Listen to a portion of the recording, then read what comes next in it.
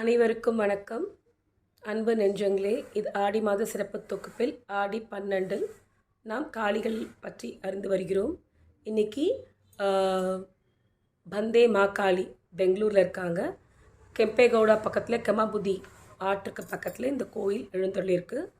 ஆரம்ப காலகட்டத்தில் ஒரு பெண் ஆடு மேய்க்க போகும்பொழுது ஒரு அசிரீரி கேட்குது, அம்மா இங்கே வா, நான் இங்கே தான் உட்காந்துருக்கேன், எனக்கு ஒரு கோயில் கட்டுங்க அப்படின்னு.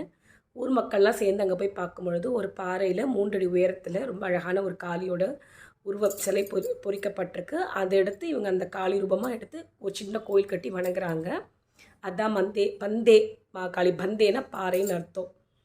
இந்த கோயிலில் வந்து பார்த்திங்கன்னா கிட்டத்தட்ட 1500 வருஷங்கள் பழமையான கோயில் இந்த கோவில்.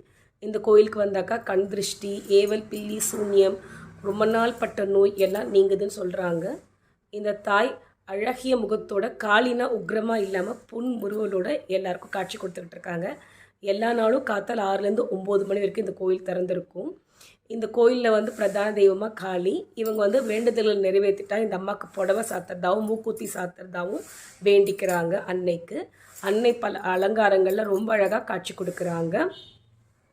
மேலும் இங்கே பார்த்தீங்கன்னாக்கா இந்த க்ஷத்ரியா அப்படின்ற ஒரு ஸ்பாஷலி அப்படின்ற ஒரு வகுப்பை சேர்ந்தவங்க தான் வந்து பூஜை புனஸ்காரம்லாம் பண்ணுறாங்க. ஆக மக்களே, நீங்கள் பந்தே காளியை போய், ஆனால் வெள்ளிக்கிழமையில சரியான கூட்டம் இருக்கும், நவராத்திரியில் கால் வைக்க முடியாது.